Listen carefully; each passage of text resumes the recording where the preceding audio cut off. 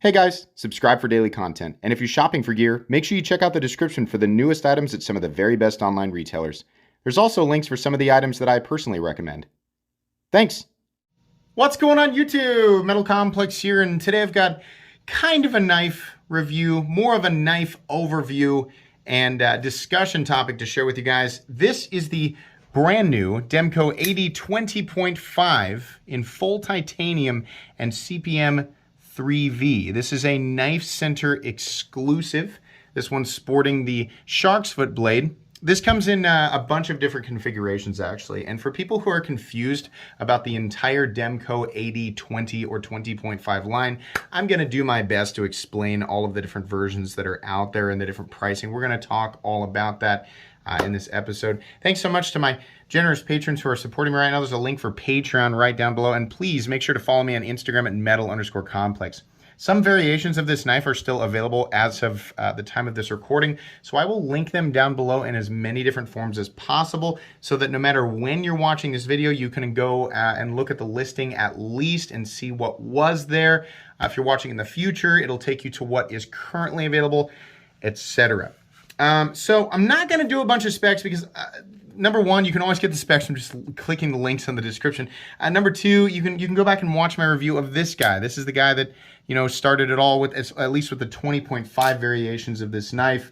I've already done that. You can watch my review on that knife. I ranted and raved about it. This is an excellent knife. This video is going to be a lot of this is going to be me saying I love this thing, and truthfully, this is going to be like dominating my pocket because I've been wanting this almost exactly for a long time, and I'm so happy to have it. I bought this with my own money. Knife Center did not hook me up. I paid full price for it, and I'm really glad that I did. Absolutely, it's a really cool knife. We are going to do some quick measurements and some quick size comparisons, and I think that's going to be just about it before I start talking about it. So the overall length of this guy, which is the smaller one, made in Taiwan, by the way, this guy's coming in at about 7, and it's a little over 7¼ inches, just shy of 7½ inches. The blade length is coming in at 3 inches on the dot, and then your cutting edge is coming in at about 2.75 inches. A couple of size comparisons here real quick up against the Ontario Rat Model 1 and of course the Ontario Rat Model 2. So this is going to fall right into kind of the zone of preference for a lot of people. We'll put it up against the Spyderco Para 3. There you go. And then how about the Benchmade Bug Out? I think that's probably going to do it for your common size comparisons. For those of you wondering, how about it up against the big boy, the one that everybody wants that nobody can get unless you want to spend $2,000 on eBay? Don't do that. This is the original USA MG AD20, meaning machine ground AD20. These are the thicker scales, the thicker blade stock. This guy's in CPM 20 CV. And then here it is up against the original AD 20.5 in Grivory and AUS 10A, the one that you either loved or complained about, or both. There are many different versions of these knives, right?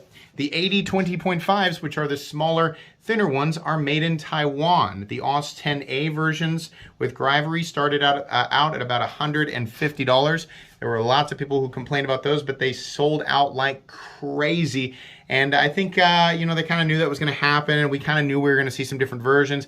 Knife Center was smart, made a K110 version with Grivory for some reason. What is it with that? People like the Grivory, they're just like, no, really, the Grivory. Make them in freaking G10. But okay, whatever, this is me. Maybe. They made a K110 version, which people accepted a little bit more than the AUS 10A. And then finally, Knife Center did a version, 2 different versions. You could get it in Grivory and 3V for a little bit more. By the way, the K110 versions were also $150. You can still get those, right? And then the 3V versions with Grivory, about $189. Still kind of, but we get 3V. And then these titanium versions of the AD 20.5 coming in at something like $312, $315. And then, yeah, there's the one in Damascus that's still sitting there for $1,000, and yikes, what the heck. The full-size ones, the full-thickness ones, if you're looking at G10, they come in at something like $425 base price at a retail if you're buying them brand new. Titanium comes in at $625. They also make these slim versions of the USA AD 20s or MG AD20s, which are not the customs. And those things come in at, what are they, D2 in Grivery for $350. You can also get them in fancier steels for something like $425. And then the titanium ones, again, will cost more. If you see them listed at retailers for substantially more money, you're probably looking at a custom or somebody trying to flip one for secondary market prices. I could go into much more detail about that. I'm probably mostly accurate about it, but that's all the more detail I'm willing to go into as far as pricing goes. But just for anybody who is confused, this is not the same thing as this. Taiwan, Knife Center, titanium and 3V, USA, machine ground Demco, titanium, and in this case, 20 CV. You have a bunch of different options for steel, or if you manage to get your hands on it. So there you go. The weight on the full titanium version is going to come in at, we're making specs longer than it needs to be, even though I said it was going to be shorter. Welcome to my YouTube channel. 4.34 ounces. Wow, that's heavy. You have the option still to, of course, get the Grivery version, which comes in at 3.53 ounces and is obviously a bit more reasonable, but it depends on who you are. Personally, I don't really care. The titanium one is great, and it carries just fine. Blade stock thickness is still about the same. I guess we're going to go ahead and do that here real quick. Get off. Thank you. This is the magnet got a hold of it. Blade stock thickness on the 80-20.5 coming in at 122 is probably more like 125 thousandths, which I think is pretty appropriate. And then your hardware check, real quick, we'll go ahead and do that. I believe the pivot is actually a T10, which is great, right? And as many of you saw on that little short that I did, yeah, sorry, headphone users, I still find that really funny. These are all going to be T6 still, which is the same. Remember, if you're disassembling these, there is a spring back here. Most of you know by now. Do it underneath a piece of Tupperware or something that can keep the spring from flying across the room, because believe me, it will. It took me 2 hours to find the spring the first time I did that. Okay, so these are great knives. And if you're wondering, why didn't you go with the drop point? I think the drop point's great. I mean, I have a drop point, of course, on my full-size titanium MG 8020. It's great, but truthfully, for day-to-day use, I did actually in the beginning have both a shark's foot and clip point or drop point, whatever you want to call it, version of the 20.5, and I got to carry them both, use them both, and just day-to-day, it's kind of like what I always say, I prefer the look of the drop point better aesthetically. I think it's just a better looking blade shape. You actually get a little bit of a longer cutting edge. If you want to know, you get a little longer cutting edge with the drop point version. But to me, I just don't care. Day to day, this shark's foot blade just makes more sense with the stuff that I do. You can see that this guy has been thoroughly loved, and it's still going fine. I mean, you know, OS 10, people complain about it. Apparently, it performs something like 440C. I don't use my knives, any of them, enough to really be able to definitively say, like, you know, I'm not Pete from Cedric Caneda or some of these other awesome channels who do that type of extensive testing. So I'm not really the go-to steel channel. I just kind of have a general gauge. But the OS 10A actually worked pretty well for me. It performs apparently like 440C. Another knife that I really like carrying a lot is my Spyderco Para 3, which also has had a lot of love. It's in Maximate and is definitely doing better than the OS 10A. I do use them enough to know that the Maximate is going to hold up longer than the OS 10A for sure. But I very much enjoy using these knives because of how easy it is to manipulate. That shark lock is fantastic. It's obviously ambidextrous, and yes, you do get a different clip that's you know, bent the other way if you're left-handed and you want to you know, carry this knife the way you want to. Being able to do like the reverse flick, I'm failing at it because I'm right-handed and my left middle finger is not nearly as strong. But you can definitely, I'm spitting today. You can definitely do, you know, like the, you can use the thumb stud, you can do the reverse flick, or you can just pull that trigger back and whip it in and out, right? Same thing goes with the titanium one. They kept the, you know, the overall level of quality in these things is great. But the titanium one feels, let me stress this, now we're 9 minutes in, the titanium variant feels so much better. than the Grivery version. The Grivery or the FRN or whatever, what have you, the different, however many different versions there are of injection mold plastic out there. Some of them are a little bit, stronger. People are going to talk about strength to weight ratio and tensile strength and blah, blah, blah. That's fine. For me, as somebody who's, in this territory, like if you're anybody who has just once spent $100 or more on a knife, you do start to care about how the thing feels. And while there is something to be said for, the amount of usable cutting edge or the amount of usable object you are placing in your pocket relative to how much that object weighs or how much space it takes up, there is something to be said for that, and I completely and totally understand. But as a person who literally carries 4 things max generally day to day, and that is my phone, my wallet, some chapstick, and a pocket knife, and that pocket knife gets its own pocket, I do not care. This knife in titanium, it feels that much better. I'm okay with the extra, however much it was, an ounce or close to, right? I'm okay with that. And it feels just so much more solid. Honestly, it just feels like a miniaturized version of this. I think it's safe to say that now that we've seen that Knife Center is able to do their own exclusive with, Demco. These are made in Taiwan. If I didn't say that the 80-20s, 80-20.5s, the little guys, are made in Taiwan. And yes, I know that Demco actually does make a shorter. They did do a custom short fat boy version of this guy. I don't know if that one's ever going to be in production, right? These shorter guys are definitely the Taiwan versions. Anyways, I can't remember what I was going to say. Oh yeah, it really does feel just as high quality as the US one. It just feels smaller. I mean, you get that same sort of metallic, like full metal clickiness, right? And these are, like I said, there's no liners. There's no steel liners on the inside. So it might be just ever so slightly easier to take apart. I guess that's something I appreciate. These are like a bead blasted titanium. It looks all right.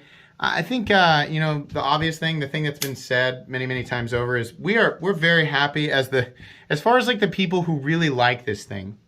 We're very happy that it's in titanium. I think most people are very happy that they decided to offer that. Of course, there's never going to be any shortage of complaints about the pricing.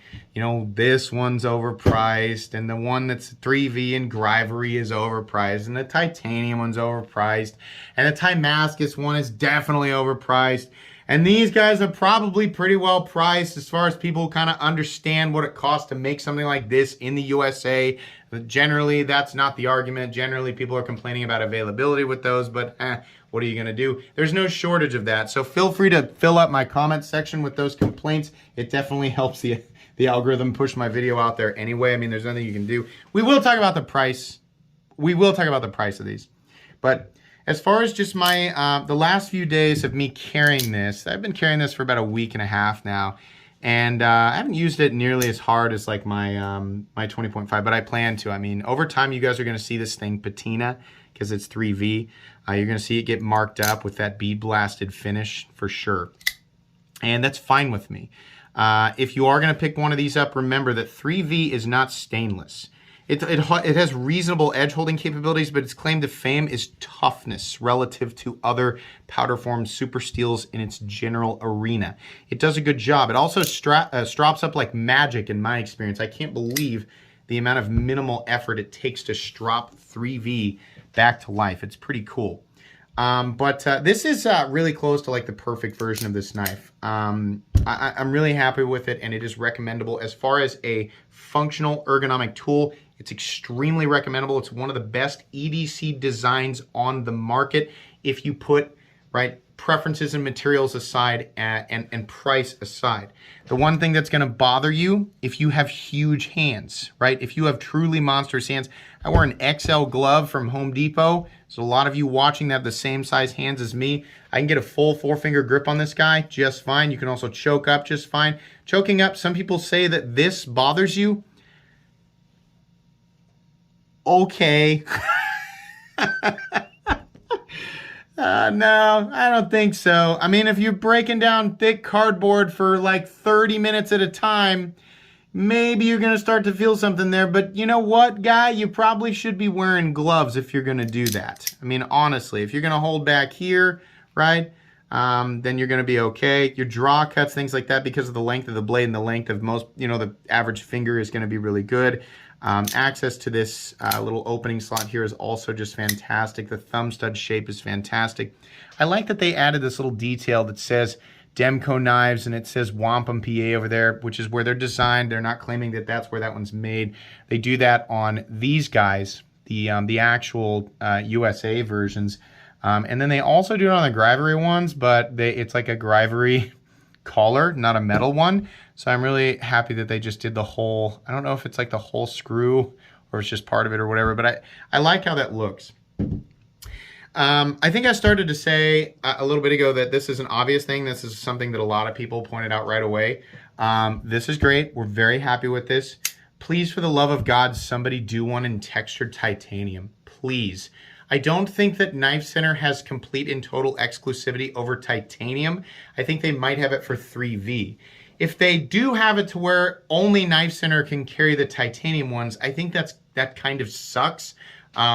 You can buy aftermarket titanium scales for these, and apparently they're not really that expensive. I think there's a couple of companies out there that do that. So you might be forced to buy a cheaper one and then buy aftermarket titanium scales. And I think in a lot of cases, it still comes in cheaper than, what it is going to cost you to get the real original thing in full titanium. But seriously, for the love of God, do a textured one.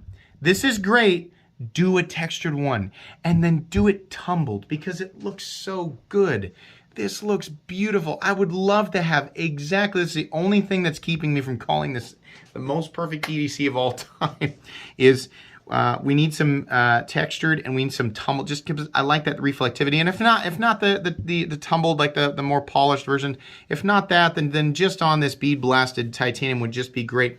So one thing that's just, I think it really complements the design overall, and it's gonna help with just a little bit of extra gripitude. I'm stealing that from Nick Shabazz.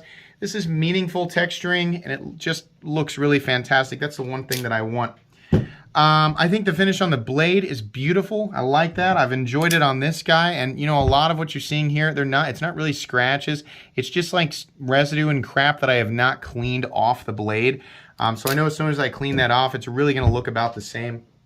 The other thing that needs to happen, that's obviously going to happen for sure, well, not that I've heard this from anybody, but I think it's the implication is here. We're going to start seeing waves of dealer exclusives here, right? In the same way that we saw it with Spyderco, which is going to make some people really happy and some people really upset. But you're going to start seeing your favorite retailers come out with some random color of material with a cool blade steel, right? Your favorite blade steel. Crew wear S45VN. Somebody will do M390 and 20CV and 204P, because of course we have to have those, right? It'd be cool to see one in S90V. 3V, 3V is one of those steels where it just feels like it's a lot more appropriate on a fixed blade, and arguably this is one of, if not the strongest locks that you can get on a pocket knife. And yes, if you didn't know that, the shark lock invented by Andrew Demko, who designed this knife, is absolutely 100% as strong, at least, as the triad lock and the scorpion lock, which are also designed by Demko. I believe those were his own words, right? So feel free to argue with Demko if you want, but that is the case there. And these are plenty strong, right? And they hold up really, really well. The action on this is no different whatsoever than this guy. There was a little tiny bit of trigger stick on this guy when I got it, but it has thoroughly worked itself out. It feels no different. I mean, honestly, the quality between these two doesn't feel any different whatsoever. And the lockout is still completely and totally solid with no rattle or anything like that. We don't have any pivot lash or anything. And you have kind of that same kind of feeling that you get with a Benchmade, because of how the axis, like the tang of the blade, and once it rounds out to that sort of, that event horizon, right? It kind of feels like that. Anything that's got an axis lock is going to feel about the same. So it's not a traditional sort of detent click that you would get with a frame lock, like a Hinder XM18 or something like that. Everything just feels good. Everything looks good, right? The final cutting edge looks good. Some people complained about the thickness of this thing behind the edge. Like it needed to be, I don't know. There's always somebody that thinks all knives need to be as thin behind the edge as like an Opinel. I don't know what to tell you guys. I mean, is if it's doing this with just like unbelievable ease, just stupid ease. Like I don't need it. I definitely don't need it to be, that's a factory edge. I've done nothing to that edge. Cut a little bit of cardboard with it. I haven't done anything. Plenty sharp at the factory level, right? So as far as I'm concerned, that is good to go. Unless you are a professional grape shaver, it's good to go. But yeah, having a textured version of this, like if you want to know what I think the ultimate version of this knife would be, 3V is a great steel and I like it. I feel personally like it's a little bit, you know, more appropriate on a fixed blade, which is what I said earlier, just given kind of when you're thinking about the multi-directional teeter-totter that is steel composition and performance, obviously heat treat and geometry is going to play a huge role in that. But when you think about something like a folding knife where no matter what the locking system is, no matter how strong the locking system is, it's the weakest point is the pivot, right? On a fixed blade, that's not the case because the thing is full tang. So then, you know, you can really capitalize with a steel, again, taking into consideration heat treat and geometry, you can really capitalize on strength with a composition that emphasizes strength alongside decent edge retention. And yeah, there's very little corrosion resistance, right? That's the downside with this. So personally, I want something that's a little bit more stainless. I've had issues with 3V, even here in Kansas, where it starts to corrode maybe a little bit faster than I'd want. So it's not really corrode, it's just more of a surface patina that can maybe develop corrosion that would cause problems down the road. I don't know. It's hard to say, right? But this thing's going to be in my pocket so often. Inside, outside, it's going to be in sweaty environments, right? I think I would want something like Crewwear or S45VN. I really like those steels. Heck, I'd take CPM 154 as well. I think that would be really cool. I kind of like that balance in there. I want it to be easy to strop up because I'm going to be beating on this thing a lot, right? I don't want something, S90V would be cool, but I don't want something where I'm going to have to work that hard at it to bring the life of the edge back, you know? But it is going to get beaten on. It is going to be used in some cases for things that maybe would be a little bit better with a different tool, right? But just, you know, moment of convenience kind of stuff. I do want a fairly tough steel. I like Crewwear for that reason a lot. I also like, you know, S45VN and CPM 154 for that reason a lot. But that and some textured titanium would be great. There's really not that much to nitpick about this design because the design itself all the way around is just so freaking good. And I reference this knife all the time when I talk about my series from a long time ago, which was the quest for the perfect folding knife. And I didn't realize it then, but I was describing this almost exactly. If you go back and watch that, which was well before this knife came out, I'm not saying that I dreamt this up before they designed it, but what I wanted was something very similar to this, and they did that, right? So it's really nice to see that come out of at least Knife Center right now. The one thing that I still really don't like is the pocket clip. I don't like this where they, like, we just have to have a lanyard hole in this, and fine, lanyard people, fine, right? We just really have to. You know, it'd be great if we could just, some people make those aftermarket backspacers for these things, and I think it would be really cool if a company could design a backspacer that had kind of what we does, where they just put the lanyard bar back here. That'd be great. And then make a pocket clip that completely and totally bypasses the lanyard hole, kind of like what MXG did with the deep carry clip that's made. We bypassed this incredibly stupidly placed lanyard hole, which was taking full priority over the original pocket clip. We bypass it and get a little bit deeper. It doesn't have to be incredibly deep to be a good clip, right? Just want it a little bit deeper. It carries about right here, which is okay. My biggest issue with the clip is that it would go straight and then down, and then this incredibly shallow bill that points down for some reason. That's the only thing that sucks, is getting this in and out of my pocket, right? I mean, this guy's got the little flat space under the, you know, the texturing, so it's, at least it's not right on top of the texturing. This guy, it's flat on top of the titanium, but I want that to come down and swoop up.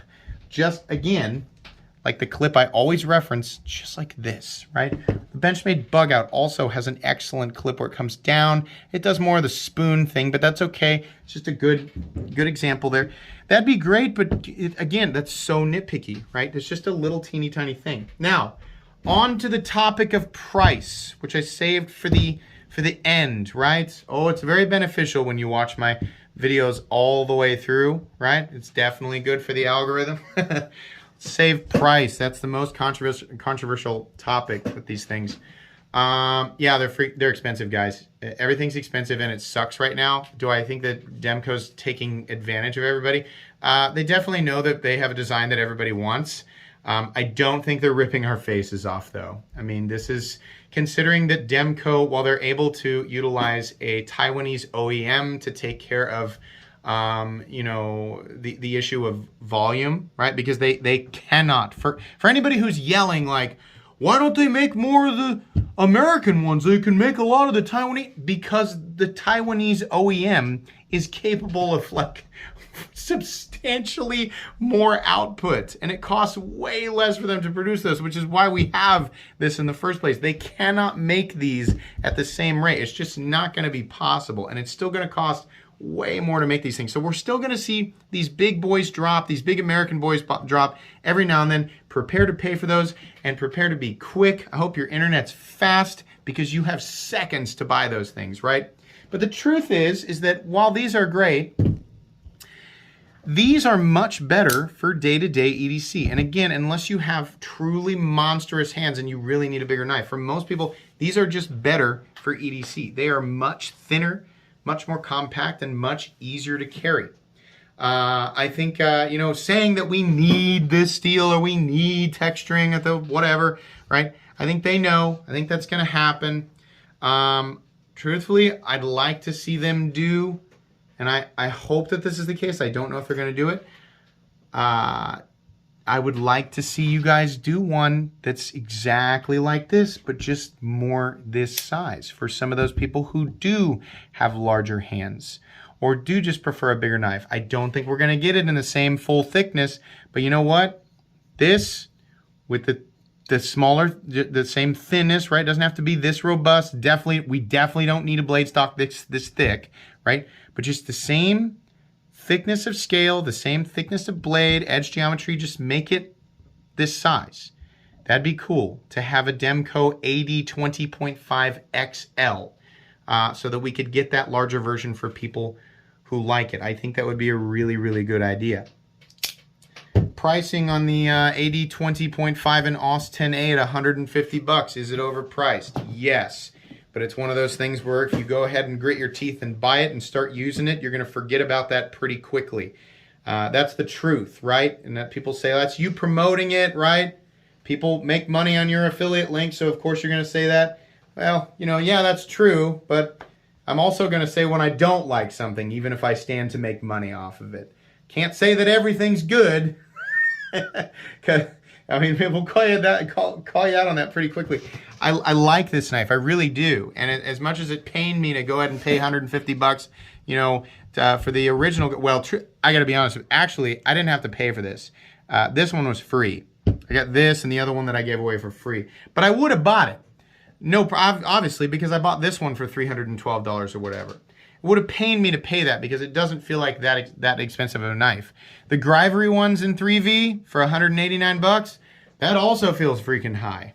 The titanium one right here at $312 or $315, whatever it is, that also feels high. This to me feels like a $220 to $250 knife. Of course, you have to factor in inflation. You're also going to pay sales tax and shipping on top of it. So after all things were said and done, I paid $358 for that thing. Ouch. But I love this. I love this knife so much. It is so close to absolute perfection. I like titanium. I like the heft of it. I like the solidity of it. It makes it feel, even though it may not be adding that much in the way of truly measurable, just durability, fortification, whatever you want to call that, whatever you want to call that, however you see it, mix those two things together. I like it. It makes me feel better. I feel better about paying $315 for this version than paying $150 for this version. And that's going to come down to individual choice. Because that feeling of getting close to your money's worth is very subjective, right? Very, very subjective. If they had dropped this thing in, you know, Crewwear or S45VN, in an all tumbled, basically just like this with a shark's foot blade and the texture, right? I should have bought this the first drop. I bought this on the second drop. I would have paid that money even faster and forgotten that I still in my subconscious considered it to be too much money. I would have forgotten that even faster.